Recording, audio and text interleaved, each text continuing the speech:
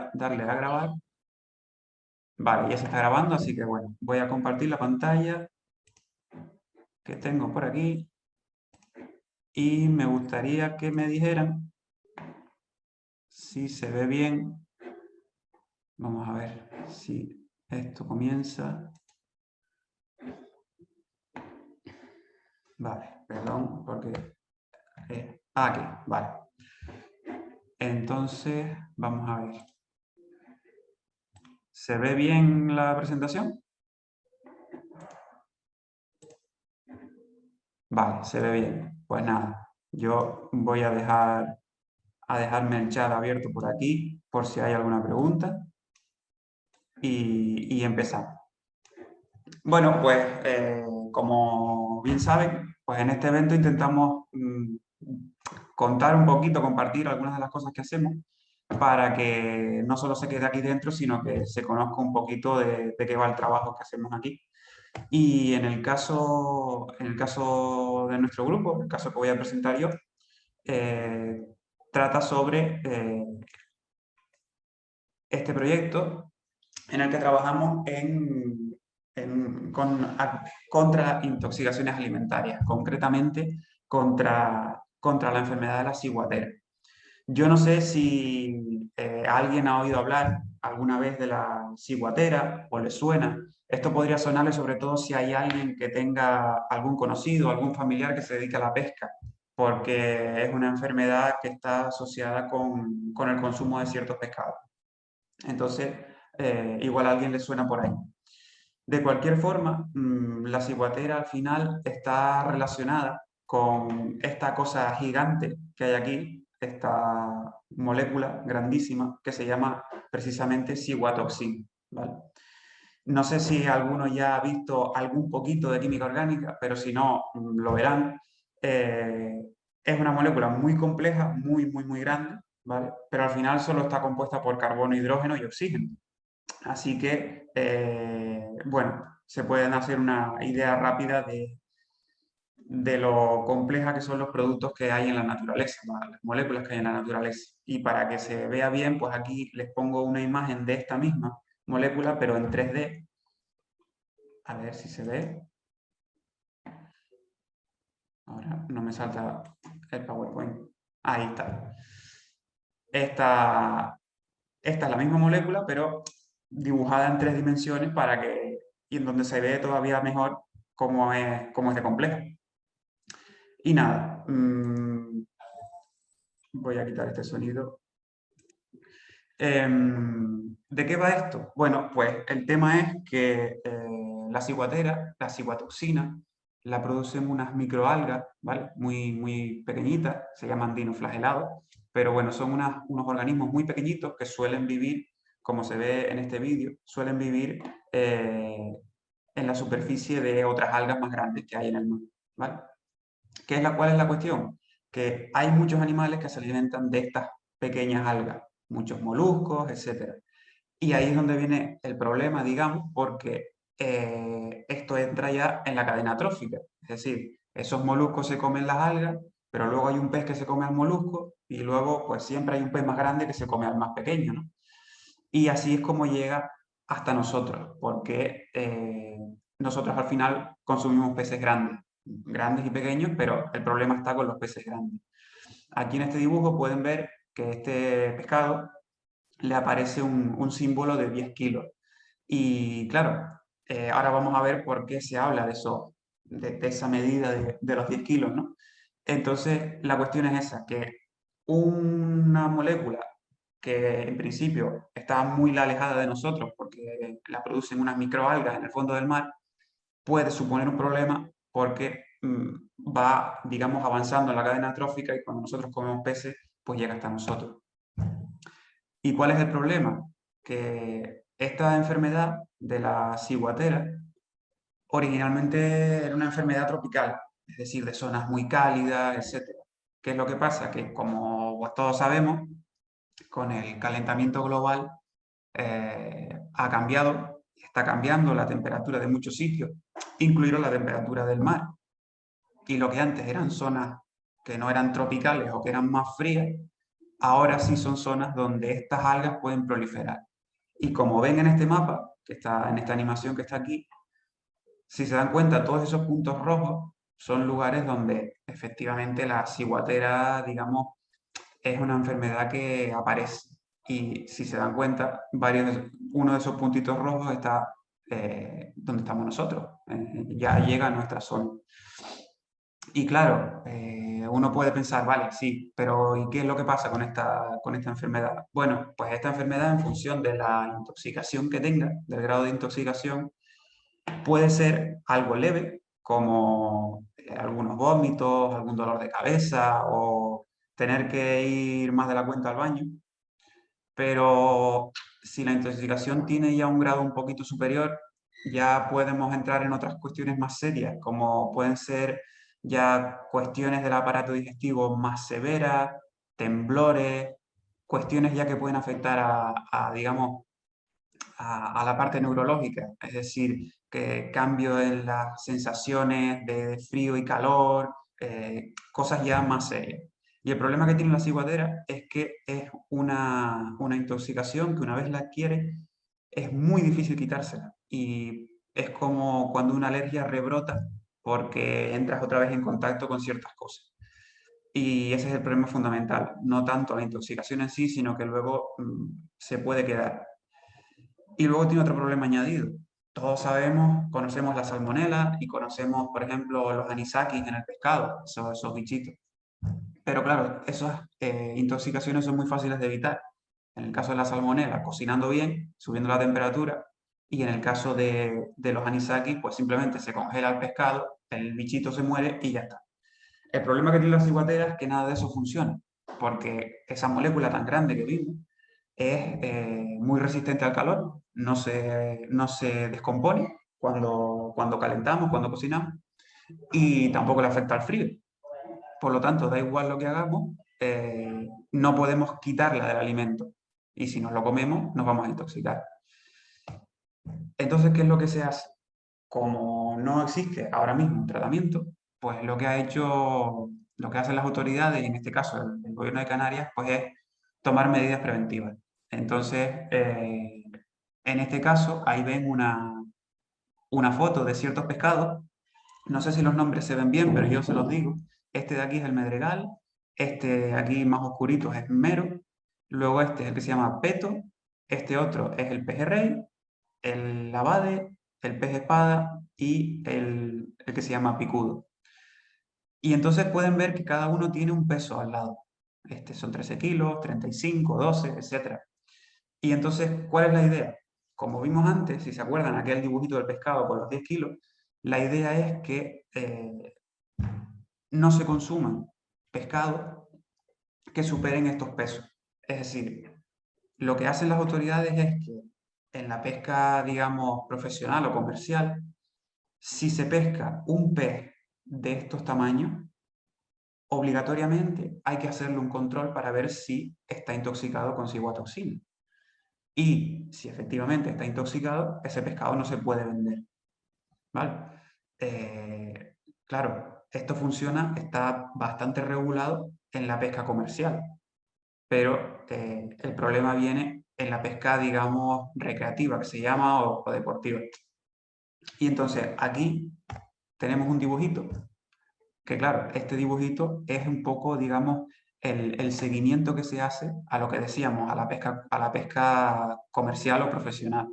¿Y qué es lo que se hace? Bueno, pues lo que se hace es cuando se pesca un pez que tiene que superar, como dijimos, tiene que ser de estos tamaños o más grande. Si es más pequeño, no hay que controlarlo. ¿Y por qué se habla de los tamaños? Porque si un pez es pequeño, quiere decir que es relativamente joven. Entonces no ha estado tanto tiempo alimentándose y por tanto la cantidad que va a tener de cigotoxina dentro no se considera peligrosa.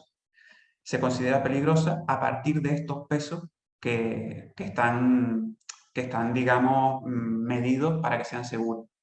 Entonces, como les digo, todo pescado de estas especies de aquí que se pesque y que tenga ese peso o más, tiene que pasar por este proceso. Es decir, una vez el pescado se pesca, pues lo primero que se hace es, se lleva a, digamos, a puerto y entonces lo primero que se hace es congelarlo. Una vez congelado, lo que hay que hacer es coger una muestra del pescado, un trocito de la carne, y llevarlo a un laboratorio y hacerle una analítica. Si esa analítica dice que el pescado no está intoxicado con ciguatera, vale, a ese pescado se le pone la etiqueta verde y se puede vender. Pero si ese pescado, el resultado da que está intoxicado con ciguatoxina, no se puede vender y se tiene que desechar. Y como les decía, el problema viene no tanto en la pesca profesional, que está más controlada, sino en la pesca deportiva o la pesca recreativa. Pues esa persona que tiene un barquito, que los fines de semana sale y tiene suerte un fin de semana y coge un mero de 13 kilos, porque le tocó la lotería ese día y genial. Entonces, automáticamente, ¿qué hace? Llama a la familia y dice, mira, que acabo de coger un mero de 15 kilos. Pasado mañana hacemos una fiesta en casa y vienen todos a comer. Vale, ese pescado no ha pasado por esta analítica y entonces no se sabe si está intoxicado o no está intoxicado. Y en bastantes ocasiones, cuando llega la gente a los hospitales intoxicada, se empieza a preguntar un poquito y casi siempre se acaba en una historia de este tipo. Es decir, no, es que mi cuñado llegó y dijo que había cogido un pescado en no sé dónde, hicimos una fiesta. Ese es el problema, el problema, digamos, más difícil de controlar. Y claro, para que vean un poco que esto no es como que te toque la lotería, es decir, no es uno de cada 7.000. Aquí hay unos datos, que estos datos son de la Consejería de Agricultura y Pesca, están en la página web del Gobierno de Canarias, y hay un seguimiento, datos para estos 4 pescados, para el medregal, el mero, el peto y el pejerrey. Y fíjense, de todos estos pescados, estos son datos del año 2018, que son los más actuales que hay en la página web, pero para que se hagan una idea. En cualquiera de ellos, por ejemplo, en el caso del medregal, de todo el medregal que se cogió en el 2018, estos son datos de toda Canarias, ¿vale? De la comunidad autónoma completa. De todos los pescados que se cogieron, pues fíjense, 815 peces tenían 13 kilos o más. Los más pequeños, pues, no se analizan. Pero fíjense, de 815 que superaban este peso, 140 dieron positivo. Es decir, que 140 estaban intoxicados con ciguatoxina, que es un 17%. No es un 1%, no es un 0,5%. Y en el resto, fíjense, en el caso del mero, 21%. En el caso del peto, menos 8%. En el caso del pejerrey, 18%. Es decir, que es un riesgo que está ahí. Mm, vale, ya vi el comentario. La posibilidad de intoxicarse es cero. Yo no diría que es cero nunca, pero claro, en base a estos números que están aquí, claro, si el pez es más pequeño, pues ya, bueno, se considera que el margen de seguridad es este. Es decir, ya es muy improbable que te intoxique. Y claro, y además, si te intoxica, se entiende que va a ser con una cantidad mucho más pequeña que no va a suponer un riesgo tan alto. Así que, en principio, estos márgenes de seguridad, de estos márgenes de peso, se supone que son suficientemente seguros, pero según las autoridades, claro. Entonces, no sé si contesté bien a la duda, si la duda quedó contestada o no, pero bueno, vale. Ok, vale. Pues nada, seguimos entonces. Como les digo, hay un riesgo de que esto pase. Y sobre todo ese riesgo está asociado a la pesca deportiva, ¿vale? Porque todos estos datos positivos, en la pesca profesional, todos estos peces no llegan al mercado, ¿vale? Entonces, ¿de qué va un poco en realidad el proyecto? Pues la idea es, además de tener esas medidas preventivas, estaría bien disponer de alguna forma, de algún método que nos permita, en caso de que haya una intoxicación, mitigar sus efectos, ¿vale? Digamos, luchar contra ella en caso de que alguien se intoxique. Y aquí es donde entra un poco la idea de la vacuna. En este caso, ahora las vacunas están pues, muy de moda, porque todos sabemos la situación en la que estamos, y conocemos un poquito de qué van las vacunas, ¿no? Entonces, en este caso, fundamentalmente podemos hablar de dos tipos de vacunas. Las preventivas, que son esas que todos conocemos y que nos ponen desde niños para la polio, para todas las enfermedades que nos ponen, para la viruela, etcétera, etcétera, que son vacunas que se administran antes de que tengas posibilidad de intoxicarte o de contagiarte de esa enfermedad para, digamos, tener ya las defensas preparadas y que esa enfermedad digamos que no te ataque. Y luego hay otro tipo de vacunas que son las vacunas terapéuticas, que la idea es que se administran en caso de que sí adquieras la enfermedad. La diferencia, o sea, las dos son vacunas porque el objetivo de los dos tratamientos es el mismo, que es fortalecer o generar, digamos, defensas en el cuerpo, es decir, que se generen anticuerpos contra la enfermedad, ¿vale? Las dos vacunas persiguen lo mismo, fortalecer el sistema inmune para que sea el sistema inmune el que luche contra la enfermedad. Pero en el caso de las vacunas preventivas se pone antes y en el caso como este, que en el que trabajamos nosotros, que es una vacuna terapéutica, se pone después. Pero el objetivo es el mismo, fortalecer el sistema inmune para que luche contra la enfermedad.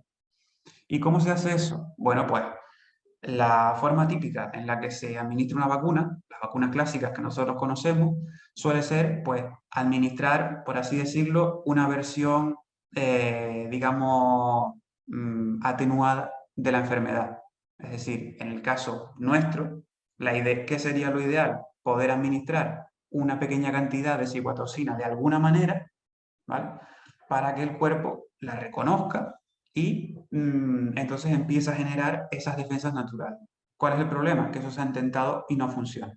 Porque si pones una cantidad muy, muy, muy pequeña, no genera esa respuesta en el sistema inmune, no consigue que el sistema inmune despierte. Y si llegas a un punto en el que la cantidad empieza a ser un poquito más grande, la toxicidad es tan alta que matas al organismo antes de que le dé tiempo de generar anticuerpos.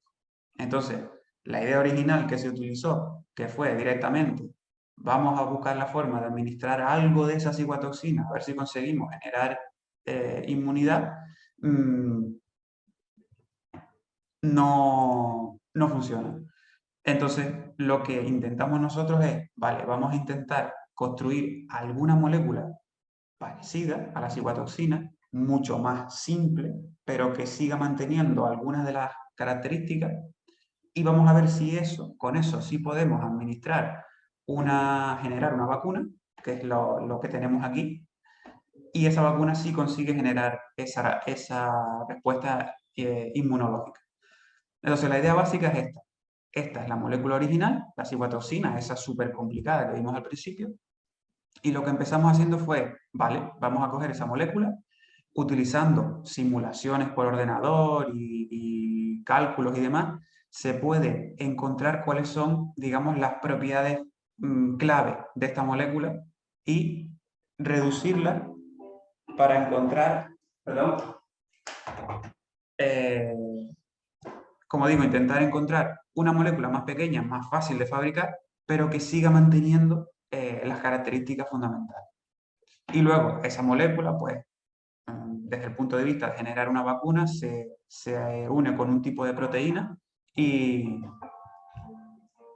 y ya funcionaría.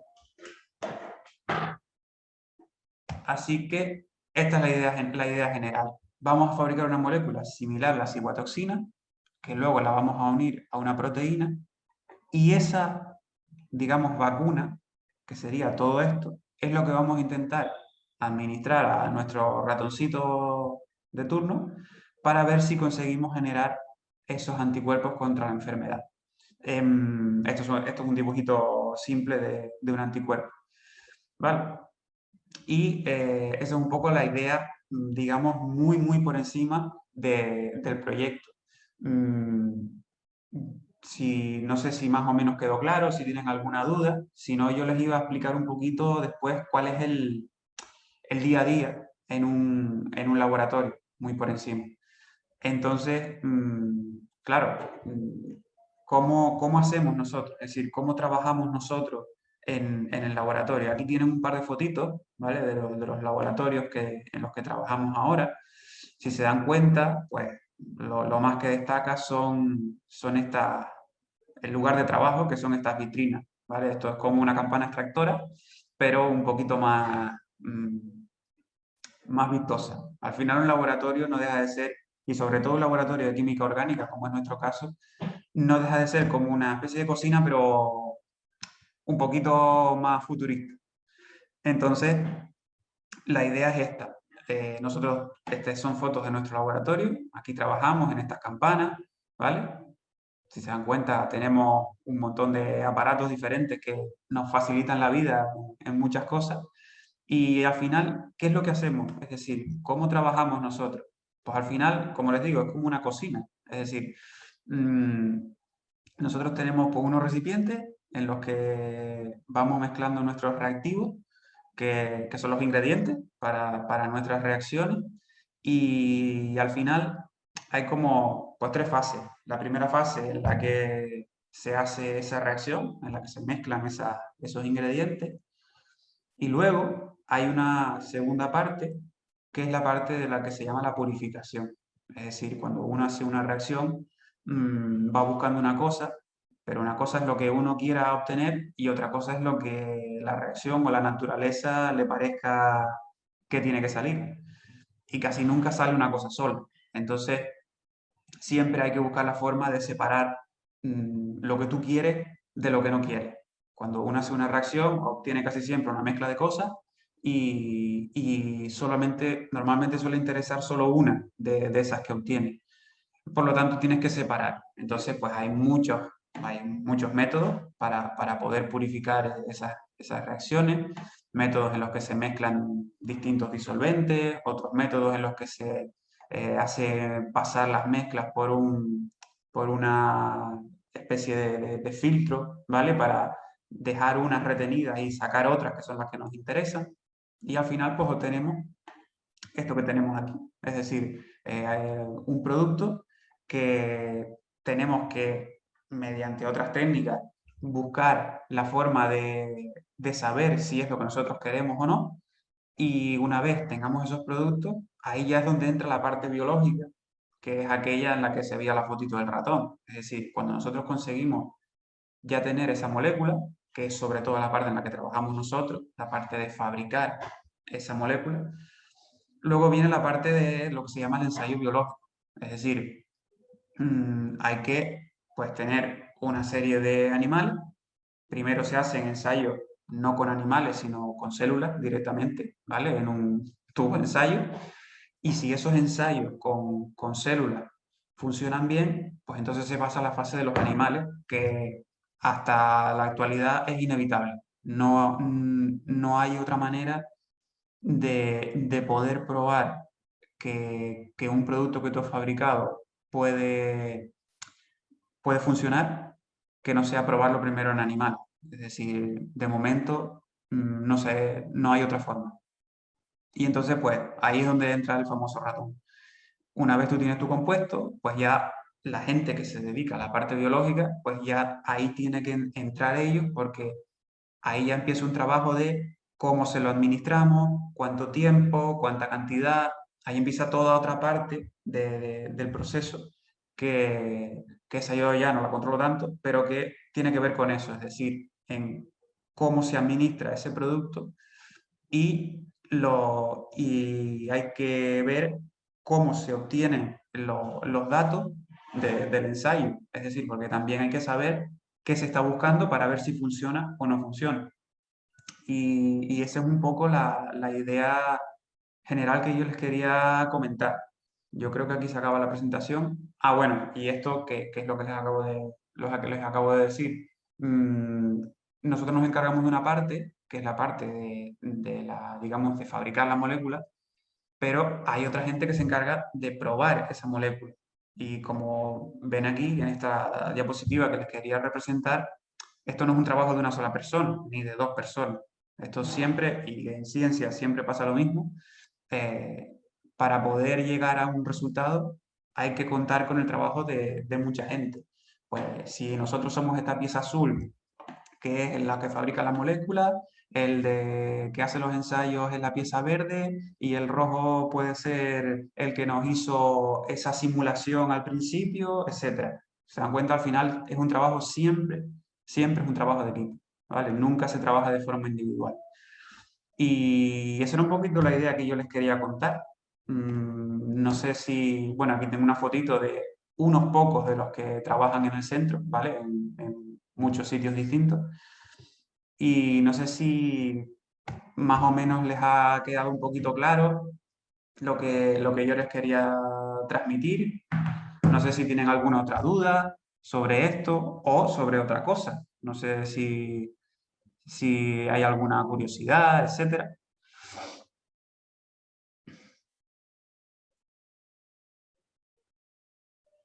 Es una pena no disponer del vídeo, porque no, no facilita la comunicación, la verdad. Pero no sé si están dormidos ya, si no se han despertado todavía, pero bueno, hubiera estado mejor poder estar ahí en persona, pero bueno, ya se sabe que lo que pasa ahora mismo pues no lo permite. Entonces no sé si se quedaron con alguna duda sobre esto, sobre alguna otra cosa. Yo me quedo por aquí un poquito, a ver si hay alguien que se anima a preguntar algo, que no tiene por qué ser de esto, puede ser por cualquier otra curiosidad.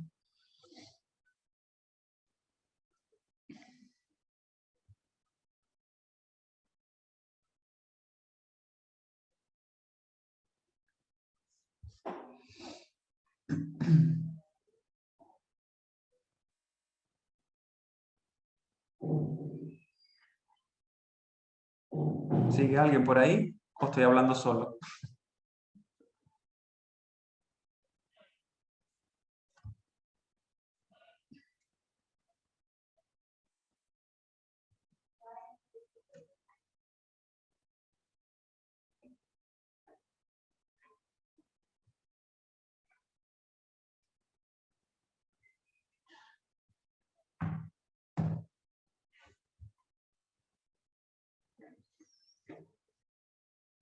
Bueno, no sé si entonces, si no hay ninguna pregunta,